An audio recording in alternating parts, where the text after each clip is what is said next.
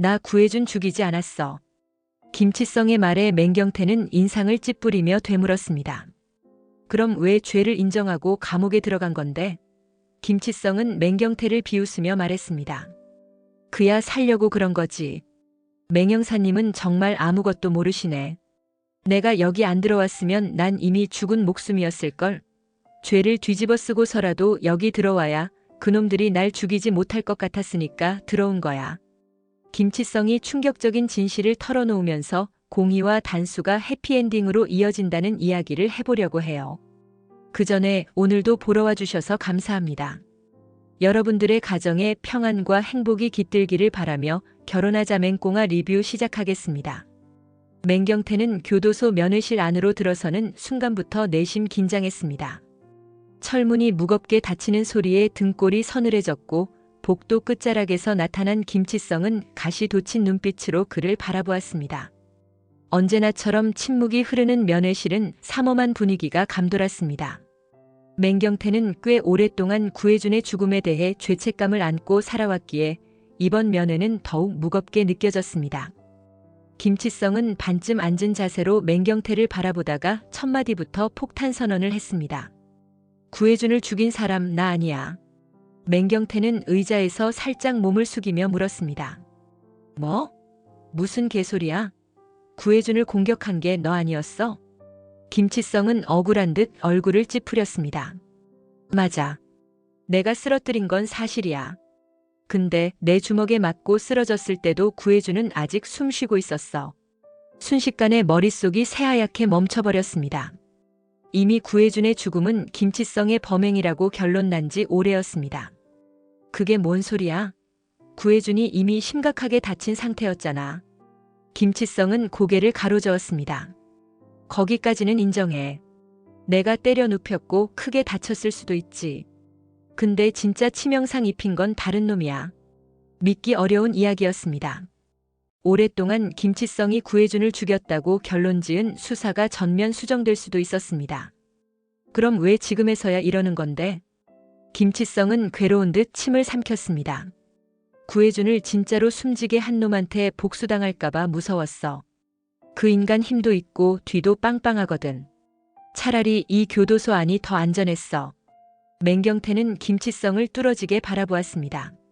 김치성이 교도소 안을 피난처로 삼고 있었다는 말은 충격적이었습니다. 이 말이 맞아야 할 텐데 내 말이 사실이면 구혜준을 진짜로 죽인 놈이 따로 있다는 거잖아.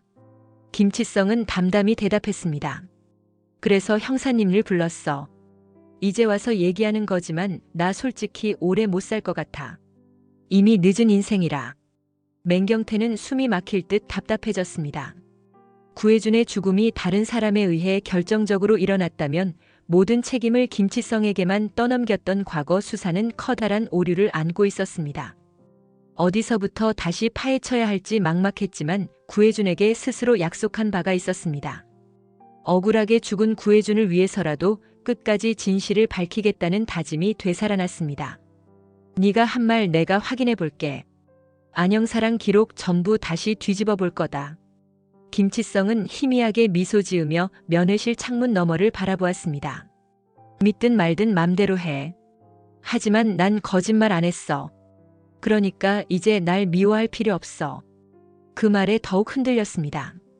구혜준이 다른 사람의 손에 의해 숨을 거뒀다는 사실은 맹경태가 품어왔던 마음의 짐을 송두리째 뒤엎었습니다. 이미 죽은 줄만 알았던 구혜준이 김치성의 공격 직후까지 살아있었다면 그가 붙잡아야 할 범인은 따로 있었습니다. 맹경태는 자리에서 일어나며 굳은 결심을 다졌습니다. 네 말이 맞다면 내가 끝까지 파헤친다. 면회실 문이 열리고 교도관의 지시에 따라 김치성은 다시 철문 뒤로 사라졌습니다.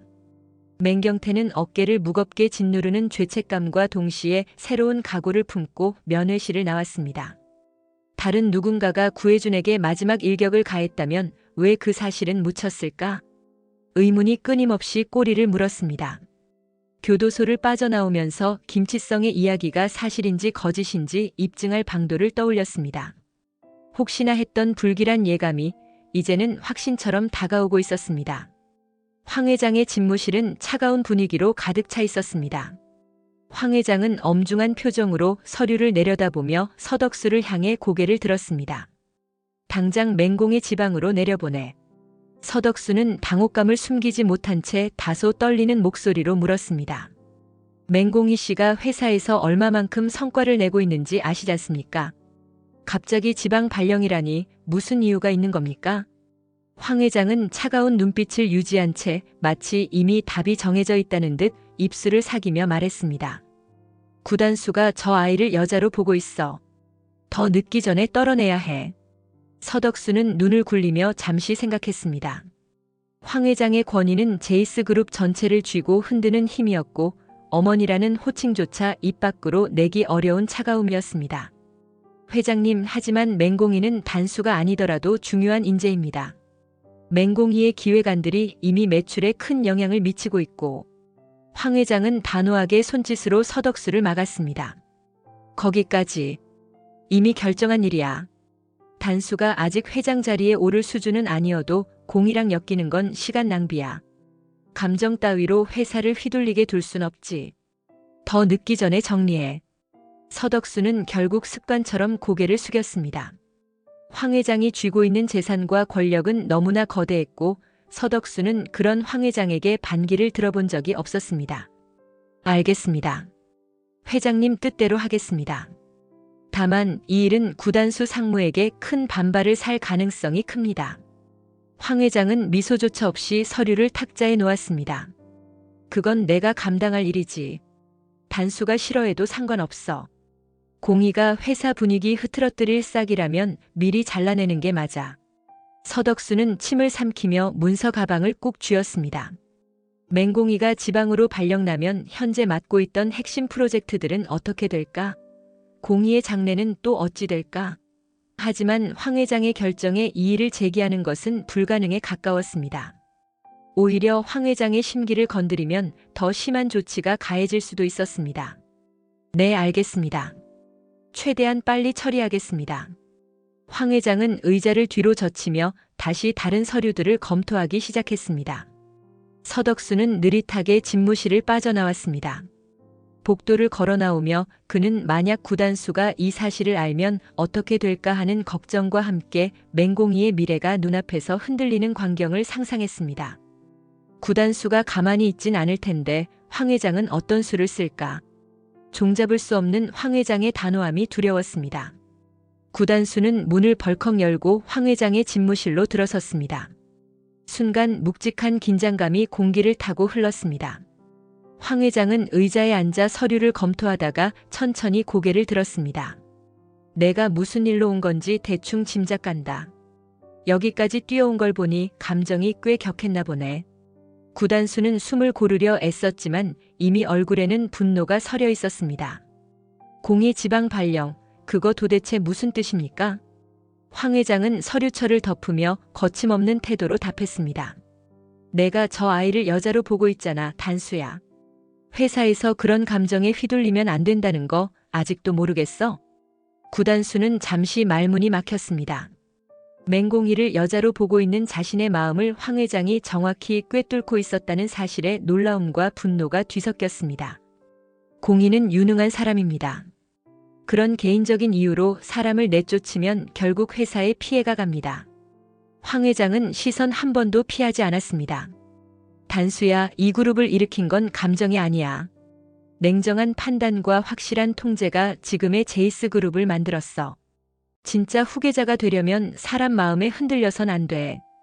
구단수는 황 회장의 말을 듣자 안에서부터 들끓는 화를 억누르기 힘들었습니다. 회장님 뜻에 따를 수 없습니다. 공희가 무슨 잘못을 했다고 이런 결정을 내리십니까? 황 회장은 냉정한 미소를 지었습니다. 아직 회사 사정도 잘 모르고 감정부터 앞세우는구나. 공희한테 마음이 있나 본데 그 감정 때문에 회사를 흔들겠다고. 그건 절대 안 돼. 구단수는 복잡한 감정에 휩싸였지만 눈빛에는 강한 결의가 엿보였습니다. 제게도 생각이 있습니다. 이대로 두진 않겠어요. 황 회장은 고개를 젓으며 구단수를 매섭게 쳐다봤습니다. 네가 뭘 할 건진 모르겠지만 어떤 수단과 방법을 써서라도 공희를 떼어낼 거야. 회사가 사랑 놀이터가 아니란 걸 가르쳐 주겠다. 구단수는 분노 어린 목소리로 말을 내뱉었습니다. 떼어낸다고 말씀하시는 순간 이미 뭔가 잘못된 겁니다. 공인은 저에게 중요한 사람이고 제이스 패션에도 꼭 필요한 인재예요. 그런 사람을 감정적으로 쫓아내면 결국 회사가 감당해야 할 손실이 엄청납니다. 황 회장은 구단수의 경고를 듣고도 표정 하나 바꾸지 않았습니다. 사람 하나 나가서 무너질 정도로 회사가 약하다고 생각하니? 구단수는 황 회장의 냉혹함에 몸서리를 쳤습니다. 가족이라고는 하지만 황 회장은 제이스 그룹을 지키는 일이라면 수단을 가리지 않을 인물이었습니다. 더군다나 맹공이가 구단수의 마음을 흔들고 있다는 사실 자체가 황 회장에게는 용납되지 않는 듯 했습니다.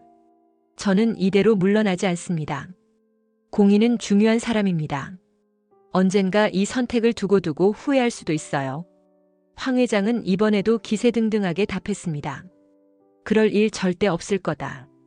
그리고 후계자가 되고 싶다면 내 결정을 흔들 생각은 하지 말아라. 구단수는 두 손을 꽉 쥐고 황 회장의 집무실을 뒤돌아 나왔습니다. 가슴이 뛰고 온몸이 후끈 달아올랐습니다. 내가 보호해야 할 사람을 빼앗기진 않겠다. 익선과의 대립이 분명히 더 거세질 것을 예감했지만 구단수는 이미 마음을 굳혔습니다. 맹공이를 어떻게든 지켜내겠다는 결심이었습니다. 맹공이는 부서 사무실에서 통보받은 문서를 들여다보다가 바닥에 털썩 주저앉았습니다. 지방 발령이라는 문구가 선명하게 눈에 들어왔고 온몸이 식은땀으로 젖는 기분이 들었습니다. 지금 이게 말도 안 돼. 나는 회사에서 인정받고 있다고 생각했는데. 맹공이는 눈물에 젖은 목소리로 중얼거렸습니다. 숨이 가빠지며 정신이 아득해졌습니다. 얼마나 열심히 해왔는데 한순간에 지방으로 쫓겨나게 될 줄은 상상조차 못했습니다. 주위 동료들도 놀라서 말없이 지켜봤지만 상황을 바꿀 수 있는 사람은 없었습니다. 마침내 구단수가 달려왔습니다. 문서 복사실 쪽에서 맹공이가 울고 있다는 얘기를 듣고 황급히 발걸음을 옮겼습니다. 왜 이러고 있어? 맹공이는 눈물을 꾹 삼키며 목소리를 떨었습니다. 나 지방으로 발령났어. 구단수는 맹공이를 부축해 의자에 앉히며 마음을 진정시키려 했습니다. 들었어. 나도 황당했어. 근데 걱정 마라. 나한테 계획이 있어. 맹공이는 의아하게 물었습니다. 계획? 무슨 계획인데? 구단수는 차분하게 눈을 맞추고 이야기했습니다. 할머니가 널 떼어내려는 이유 대충 알잖아. 여러 이유가 있겠지만 결국 지방 발령이라면 나도 대응책을 준비했어. 맹공이는 밀려오는 억울함에 다시 눈물을 글썽였습니다. 나는 회사에서 열심히 일해왔고 실적도 좋았는데 왜 이렇게 돼야 해? 정말 어떻게든 될까? 구단수는 맹공이의 어깨에 손을 얹고 부드럽게 말했습니다. 조금만 더 버텨봐. 틀린 게 아니고 잘못한 것도 없어. 상황이 엉망이긴 해도 난 널 그냥 보내지 않을 거야. 그 말이 신비롭게 들리면서도 맹공이는 마음 한켠에 작은 희망을 품었습니다. 맹공이가 계속 훌쩍거리자 구단수는 휴지를 건네며 차분히 달랬습니다. 울지 마. 이대로 있을 내가 아니니까. 맹공이는 구단수를 바라보며 미묘한 안도감을 느꼈습니다. 두 사람 사이에 알 수 없는 긴장감이 스쳤지만 동시에 서로에게 의지하려는 마음도 생겼습니다. 한편으로는 갑자기 숨통이 조여오는 상황에서 과연 구단수가 어떤 방법을 쓸지 궁금해졌습니다. 알았어. 나 정말 더 이상은 어떻게 해야 될지 몰랐는데 널 믿어볼게. 구단수는 가볍게 고개를 끄덕였습니다. 이제부터 네가 해야 할 일은 딱 하나야. 회사에서 주어진 업무 마지막까지 마무리 잘하는 거. 그리고 괴로워도 참아. 틈을 보이면 할머니 쪽에서 더 강하게 밀어붙일 테니까. 맹공이는 코끝을 훌쩍이며 한숨을 쉬었습니다. 그래도 마음이 너무 답답해. 구단수는 작은 미소를 띠며 답했습니다. 내 계획 알고 나면 아마 깜짝 놀랄 거야. 조금만 기다려. 사무실 밖 복도에서는 직원들의 시선이 조심스럽게 두 사람을 살폈습니다. 맹공이는 한순간의 연민과 감사함이 뒤섞인 눈빛으로 구단수를 보았습니다. 두 사람 사이의 신뢰가 더욱 견고해지는 순간이었습니다. 그리고 맹공이는 울음을 참고 고개를 들었습니다. 이대로 무너지고 싶진 않았습니다. 발령 통보라는 시련 앞에서도 구단수의 존재가 주는 작은 위안이 큰 힘이 될 거라고 믿었습니다. 다음 날 아침 맹공이는 회사로 출근하자마자 인사팀으로 향했습니다. 굳은 표정의 맹공이는 이미 큰 결심을 한 듯 안색이 변함없이 차가웠습니다. 인사팀 직원이 맹공이를 반갑게 맞으려 했지만 그녀는 바로 봉투 하나를 내밀었습니다. 오늘부로 사직서를 제출하겠습니다. 인사팀 직원은 깜짝 놀라 두 눈을 동그랗게 떴습니다. 갑자기 웬 사직서인가요? 지방 발령 관련해서 억울하신 건 알지만 너무 성급한 결정 아닌가요? 맹공이는 고개를 천천히 흔들었습니다. 감정적으로 내린 결정이 아니에요. 더 이상 회사가 나를 필요로 하지 않는 듯합니다. 소식을 전해들은 황 회장은 곧장 내부 보고서를 받아들었습니다. 맹공이가 사직서를 냈다는군. 황 회장은 살짝 비릿한 미소를 지었습니다. 내가 원하는 대로 됐군. 지방으로 떠나고 말고를 떠나서 이참에 아예 회사를 떠나면 깔끔하지. 그러나 바로 그때 청천벽력 같은 소식이 황 회장에게 전해졌습니다. 구단수 역시 사직서를 제출했다는 것이었습니다. 총무부에서 보고서가 날아오자 황 회장은 손에 들고 있던 펜을 떨어뜨리고 말았습니다. 사직서라니? 말도 안 돼. 단수가 왜 이런 짓을? 미처 예상치 못했던 전개에 황 회장은 손이 떨렸습니다. 서덕수가 급히 달려와 변명하듯 말했습니다. 저도 몰랐습니다. 구단수 상무가 오늘 아침 갑작스레 인사팀으로 가더니 별다른 말도 없이 사직을 선언했다고 합니다. 황 회장은 치밀어 오르는 분노를 참지 못하며 이를 악물었습니다. 맹공이 하나 사라지면 모든 문제가 해결될 줄 알았는데 잔을 내던지듯 내려놓자 파편이 바닥에 흩어졌습니다. 구단수를 불러와. 당장. 잠시 후 구단수가 황 회장 앞에 섰습니다. 맹공이는 복도에서 대기하며 가슴을 졸였습니다. 무슨 의도로 사직서를 낸 거냐? 구단수는 흔들림 없는 눈빛으로 답했습니다. 공희가 스스로 회사를 떠나게 내버려 둘 수 없었습니다. 할머니가 공희를 지방으로 발령 내셨고 더 이상 버틸 수 없게 만들었다고 생각합니다. 그래서 저도 같이 그만둡니다. 황 회장은 도저히 이해할 수 없다는 듯 책상을 내리쳤습니다. 너 감히 날 거역할 셈이야? 구단수는 차분하면서도 단호한 목소리로 말했습니다. 저를 후계자로 보고 계셨으면 제가 소중하게 생각하는 사람을 그렇게 대하면 안 되셨어요. 황 회장은 한동안 아무 말도 못하다가 마침내 격앙된 목소리로 내뱉었습니다. 배은망덕이란 말 바로 이런 거군. 그렇게 많은 걸 주었는데 고작 저런 계약직 여직원 하나 때문에 이 그룹을 나가겠다. 구단수는 고개를 들고 확신에 차서 답했습니다. 할머니가 준 것보다 공희가 준 게 더 커요. 더 이상 말해봤자 소용없죠. 어차피 사직서는 처리될 테니까. 황 회장은 숨을 거칠게 몰아쉬었습니다. 세상 누구도 꺾지 못했던 황 회장 앞에서 구단수가 이렇게까지 강경하게 맞선 건 처음이었습니다. 참아보려 해도 치밀어 오르는 분노가 가라앉지 않았습니다. 복도에 대기하던 맹공이는 살짝 문 밖에서 구단수와 황 회장의 대화를 듣고 있었습니다. 정말 같이 나가는 건가?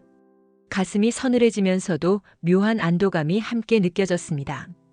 결국 두 사람은 제이스 패션에서 동시에 퇴사하는 길을 택했고 황 회장은 예상치 못한 돌발 사태에 노발대발했습니다. 아직 황 회장의 분노가 어디까지 이어질지 감이 오지 않았지만 맹공희와 구단수는 이미 새 출발을 꿈꾸고 있었습니다. 제이스 패션을 나와버린 구단수와 맹공희는 매서운 바람이 부는 거리에서도 묘한 해방감을 느꼈습니다. 거대한 건물 안에서 억눌리고 고립된 듯 했던 느낌이 사라지고 차가운 공기가 두 사람의 볼을 스쳤습니다. 맹공희는 서류 가방을 꼭 쥐고 고개를 떨어뜨렸습니다. 정말 괜찮을까? 잘린 거나 마찬가지인데 어떻게 먹고 살지? 구단수는 화난 표정으로 옷깃을 여미며 말했습니다. 이미 준비한 게 있어. 기억할지 모르지만 전에 아기옷 디자인 프로젝트 하나 같이 해보자고 제안했잖아. 맹공희는 눈을 동그랗게 떴습니다. 농담 아니지? 구단수는 머리를 극적이며 웃음을 지었습니다. 농담 아니야. 난 홀리로 이미 해외에서도 인지도 높아. 내가 조금만 발품 팔면 투자자들도 곧 찾아올 거야. 네가 아기옷 쪽 디자인을 하면 금방 자리 잡을 수 있을 거라고 봐. 맹공이는 잠시 망설였지만 곧 눈빛이 반짝였습니다. 아이를 좋아하고 아기옷 디자인에 항상 꿈을 품어왔기에 희망이 싹 텄습니다. 정말? 그런데 회사를 차릴 정도로 자본이 있나? 구단수는 씩씩하게 턱을 들어 올렸습니다. 홀리 브랜드로 번 돈이 적진 않아. 게다가 투자받으면 충분히 가능해. 지금이라도 아기옷 전문 회사를 바로 세울 수 있어. 며칠 후 두 사람은 지인들과 투자자들을 만나 설립 계획을 논의했습니다. 회사를 만든 지 불과 몇 주 만에 구단수 이름만으로도 협찬과 투자가 몰려들었습니다. 홀리 디자인이라는 말만 들어도 해외 바이어들이 관심을 보였습니다. 게다가 맹공이의 신선한 아이디어가 더해져 대중적이면서도 독창적인 상품 기획이 탄력을 받았습니다. 드디어 첫 시제품이 나오자 온라인과 SNS를 통해 순식간에 퍼져나갔습니다. 귀엽고 편안하면서도 세련된 아기옷들이라며 엄마들 사이에서 입소문이 났습니다. 주문이 폭주하고 공장과 계약도 매끄럽게 이루어졌습니다. 맹공이는 눈물겹도록 기뻐했습니다. 여기 디자인 수정본이에요.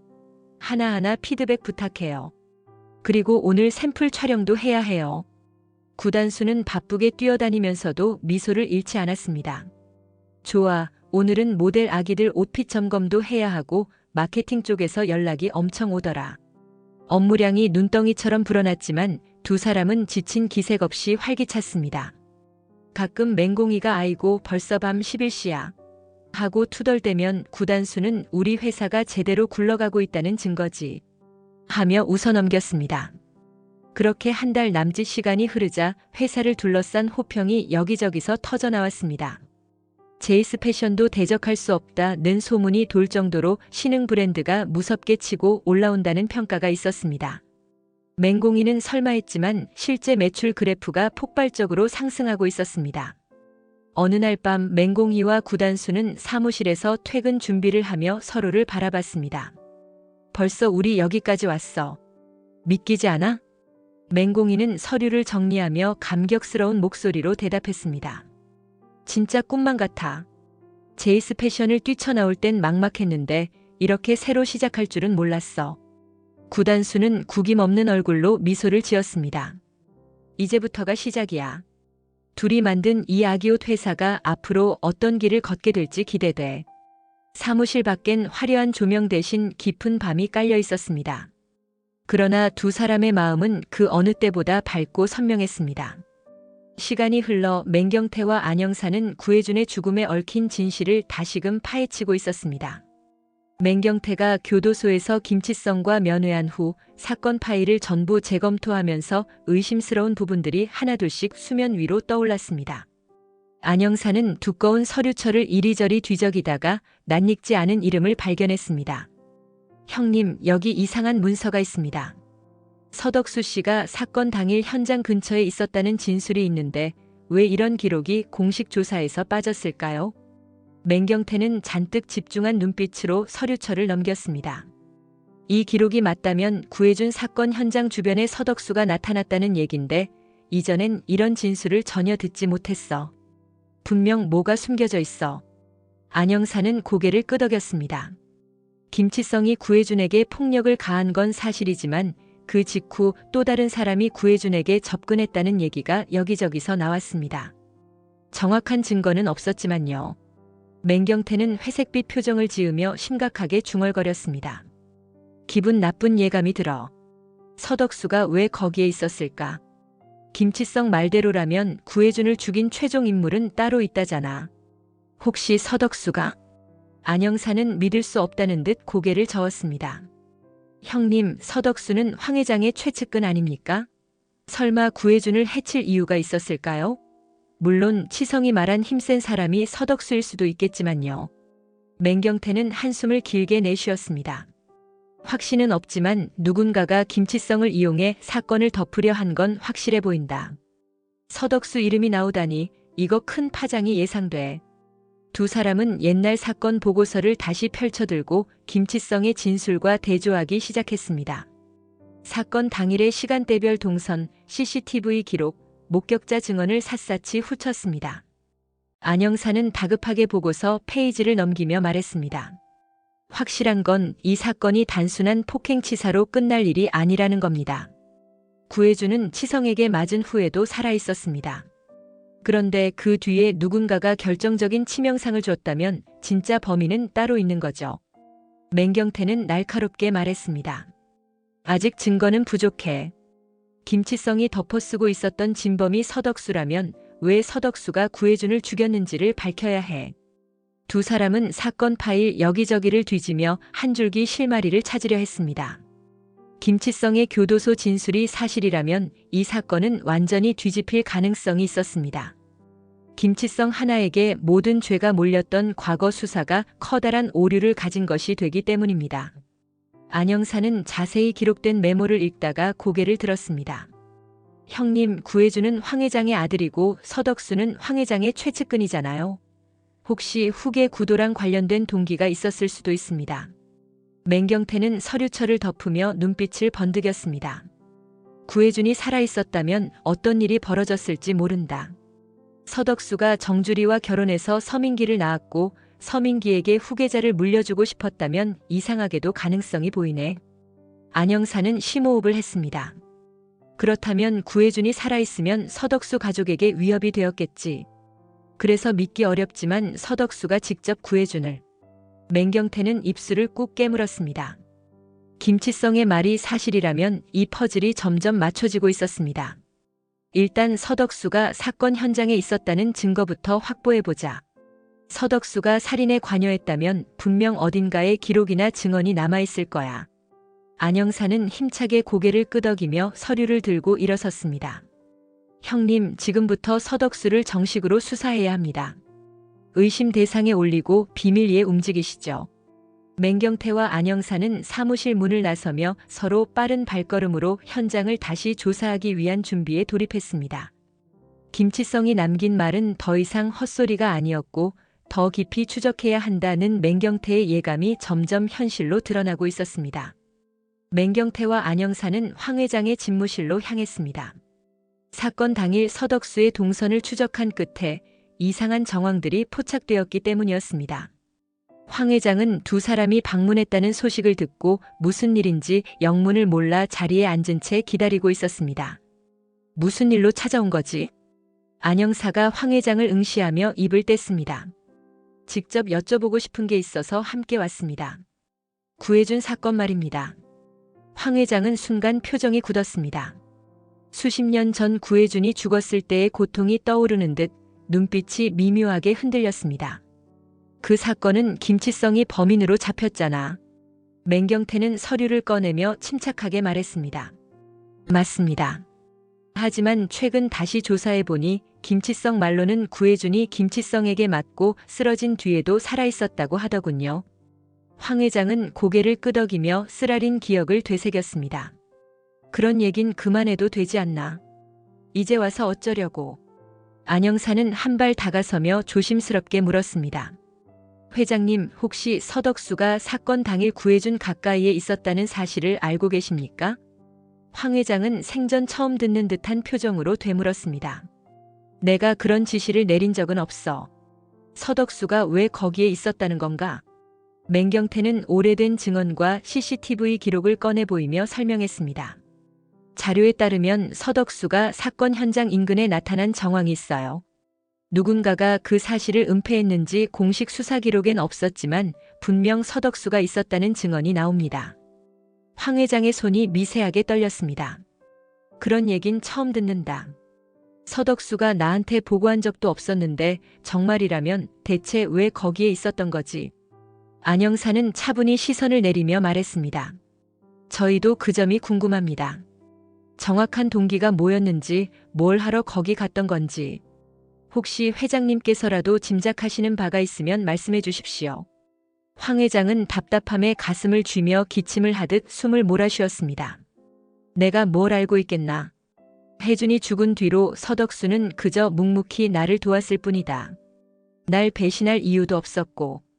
왜 그렇게 의심하는지 이해가 안 된다. 맹경태는 조심스러운 목소리로 답했습니다. 이야기를 더 들어보니 회장님도 피해자일 수 있습니다. 혹시 서덕수가 구혜준의 죽음에 관한 무언가를 숨기고 있었다면 그건 엄청난 일이 될 겁니다. 황 회장의 표정은 점점 어두워졌습니다. 평소에는 흔들림 없는 카리스마를 보여왔는데 이번만큼은 당황스럽고 두려운 기색을 감추지 못했습니다. 그놈이 그 현장에도 있었다고. 안영사는 예리한 목소리로 부연했습니다. 정황상 서덕수를 의심할 수밖에 없습니다. 김치성 말로는 구혜준에게 마지막 치명상을 입힌 사람이 따로 있다고 했습니다. 그 사람 때문에 교도소로 들어갔다고도 했고요. 황 회장은 손가락 마디가 하얗게 될 정도로 주먹을 쥐었습니다. 설마 서덕수가 그 누군가였단 말이야? 맹경태는 답답해 보이는 황 회장을 보며 아직 확정은 아니라고 덧붙였습니다. 아직 확실하진 않습니다. 하지만 명확한 증거가 필요합니다. 회장님도 서덕수에게 직접 확인해 보시죠. 회장님이 시킨 일이 아니라면 서덕수가 그날 왜 거기에 있었는지 밝혀야 합니다. 황 회장은 자리에 힘없이 앉아버렸습니다. 혜준이를 잃은 것도 모자라 서덕수까지 의심해야 한다니. 내 세상이 무너지는 것 같구나. 시간을 거슬러 오래전 사건 당일로 돌아갑니다. 구혜준은 김치성에게 맞아 쓰러진 상태였습니다. 부축할 기력도 없이 바닥에 처참히 누워 흐느적거리고 있었습니다. 숨을 헐떡이며 희미한 의식 속에서 주위를 더듬던 혜준은 어둠 속에서 다가오는 발소리를 들었습니다. 그 순간 서덕수가 모습을 드러냈습니다. 서덕수는 현장에 서 있는 김치성을 보고는 순간적으로 눈살을 찌푸렸습니다. 뭐야, 너 여기서 뭐 하는 거야? 김치성은 겁에 질린 표정으로 고개를 돌렸습니다. 그냥 시키는 대로 했어. 구혜준을 가만두지 말라고 했잖아. 서덕수는 주변을 두리번거리며 목소리를 낮췄습니다. 이래도 괜찮을까? 구혜준이 죽으면 큰일 나잖아. 김치성은 벌벌 떨며 말했습니다. 때려 눕혔으니 난 약속한 돈 받으면 되지 않아? 그러나 예상과 달리 구혜준은 아직 숨을 쉬고 있었습니다. 미약하게나마 의식을 갖고 서덕수를 향해 희미하게 초점을 맞췄습니다. 덕수 네가 왜 여기 있지? 혜준의 목소리는 한없이 가느다랬습니다. 하지만 눈동자에는 배신감이 그렁그렁 맺혀 있었습니다. 서덕수는 차마 혜준의 시선을 똑바로 마주하지 못하고 땅을 보았습니다. 미안합니다. 이건 나도 어쩔 수 없어요. 김치성은 상황을 눈치채고 슬그머니 뒷걸음질 쳤습니다. 난 이만 빠질게.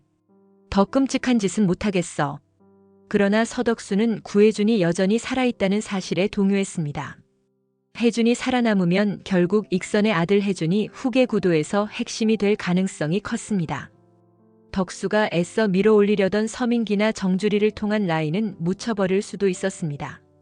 구혜준은 고통스러운 숨을 몰아쉬며 입술을 달싹였습니다. 이렇게까지 할 필요는 없잖아. 다시 한번 생각해. 서덕수는 차가운 얼굴로 몸을 숙이며 핏기 없는 혜준을 내려다봤습니다. 당신이 살아있으면 민기는 아무것도 못 얻습니다. 구혜준의 눈빛에는 절망감과 두려움이 교차했습니다. 어머니가 알면 어떻게 될지 몰라 제발. 그러나 서덕수 마음속은 이미 결단이 서 있었습니다. 눈앞에 펼쳐진 후계 구도 그리고 민기에 대한 야망이 왜곡된 방식으로 폭주해버린 것입니다. 덥수룩한 어둠 속에서 서덕수는 한 손으로 혜준의 상처를 더 깊게 파고들었습니다. 혜준이 비명을 지를 새도 없이 땅에 머리를 떨구었습니다. 마지막으로 본 것은 덕수의 싸늘한 표정뿐이었습니다. 죄송합니다. 이건 민기를 위해서입니다. 자신의 손에 묻은 피를 본 서덕수는 잠시 넋이 나간 듯 흔들렸습니다. 무슨 짓을 저질렀는지 얼마나 끔찍한 결과가 닥칠지 짐작하면서도 이미 되돌릴 수 없다는 걸 알고 있었습니다. 구혜준은 눈꺼풀이 서서히 감기며 마지막 숨을 내쉬었습니다. 소름 끼칠 만큼 조용한 골목에 서덕수가 떨리는 손을 움켜쥐고 혼잣말을 뱉었습니다. 어차피 김치성이 폭행을 인정했으니 내가 마무리했다는 사실은 아무도 모르겠지. 김치성은 이미 물러나 있었고 구혜준이 완전히 숨이 끊어지는 순간을 목격하지 못했습니다. 서덕수는 재빨리 현장을 수습하려고 했지만 결국 김치성의 폭행이 결정적 증거로 남아있었기에 모든 것이 김치성에게 뒤집어 씌워질 거라 확신했습니다. 그날 이후 서덕수는 구혜준을 죽였다는 공포와 죄책감을 안고 황 회장 곁을 맴돌며 충성을 과시했습니다. 황 회장에게서는 의심을 받지 않았고 대신 김치성이 단독 범인으로 체포되어 긴 세월 옥살이를 하게 되었습니다. 현재 시점으로 돌아와 맹경태와 안영사의 집요한 수사 끝에 서덕수의 범행이 드러났습니다. 황 회장은 충격에 휩싸여 서덕수를 집무실로 불러냈습니다.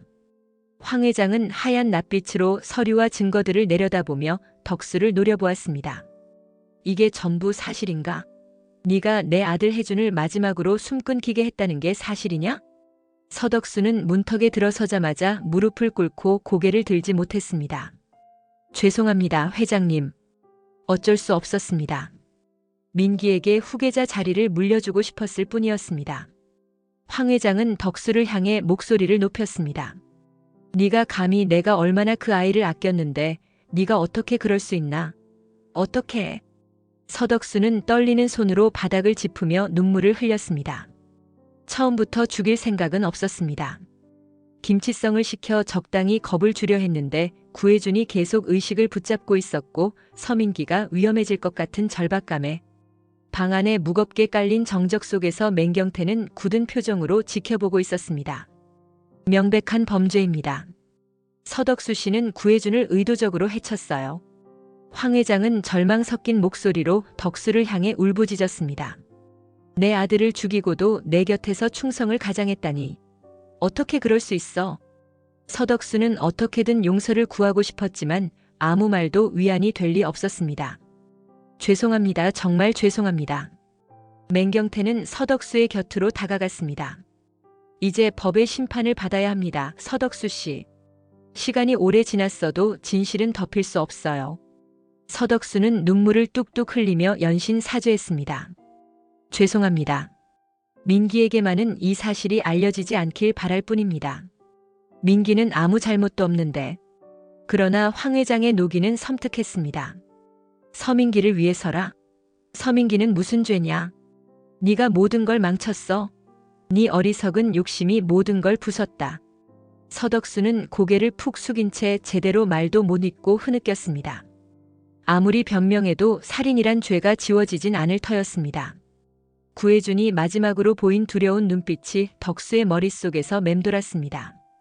황 회장은 가슴을 부여잡고 숨을 몰아쉬었습니다. 배신감과 분노가 한꺼번에 터져나오는 순간이었습니다. 며칠 뒤 황 회장은 마지막으로 결단을 내렸습니다. 수십 년간 쥐고 있던 제이스 패션의 모든 지분과 대표 자리를 구단수에게 넘기겠다는 선언이었습니다. 언론은 난리가 났고 임원들은 충격을 금치 못했습니다. 구단수와 맹공이는 새로 설립한 아기옷 회사 사무실에서 이 소식을 듣고 서로 마주보았습니다. 정말 제이스 패션을 넘겨받는 거야? 맹공이는 놀라움과 기대가 뒤섞인 목소리였습니다. 구단수는 서류를 가만히 내려놓았습니다. 할머니가 내 독단적인 실수를 반복하지 말아라라고 했어. 곧 황 회장이 직접 찾아와 계약 서류와 지분양도 문서를 건넸습니다. 임시로 나온 관계자들과 함께 간단한 인수인계 의식을 치르며 황 회장은 구단수를 바라봤습니다. 이제 네가 만들어갈 회사야. 아들을 잃은 죄책감에 더는 내가 이 자리에 앉아있을 면목이 없다. 구단수는 묘한 감정이 북받쳐 올라 눈시울이 뜨거워졌습니다. 맹공이는 황 회장 앞에서 말없이 고개 숙여 인사를 건넸습니다. 예전 같았으면 무서워서 눈도 못 마주쳤겠지만 지금 황 회장의 모습은 마치 모든 걸 내려놓은 사람처럼 보였습니다. 회장님, 아니 이제 어떻게 불러야 할지 모르겠네요. 드릴 말씀이 많지만 오늘은 감사 인사를 드리고 싶습니다. 황 회장은 애써 씁쓸하게 웃었습니다. 감사 인사라니, 난 너에게 너무 많은 상처를 줬다. 그래도 용서받을 길이 있다면 이렇게 회사를 넘겨주는 것밖에 없다고 생각했다. 구단수는 맹공이의 손을 잡고 황 회장에게 굳은 목소리로 말했습니다. 할머니 뜻 알겠습니다. 제이스 패션을 인수해서도 절대 독단적으로 운영하지 않을게요. 공의의 의견도 듣고 직원들의 가치를 우선하며 더는 누구도 소외당하지 않는 기업을 만들겠습니다. 황 회장은 고개를 끄덕이며 눈물을 훔쳤습니다. 그게 내가 바라던 바다. 이제 난 물러난다. 너희가 알아서 잘 해주길 바래. 그 후 인수인계가 끝난 뒤 맹공이와 구단수가 이끄는 아기옷 브랜드는 세계적으로 주목받으며 제이스 패션까지 품에 안았습니다. 두 사람은 하나의 회사가 아닌 두 개의 브랜드를 모두 성공시키며 패션계에 새로운 바람을 일으켰습니다. 이번 영상 재미있으셨으면 구독과 좋아요 부탁드립니다. 구독은 저에게 큰 응원이 됩니다.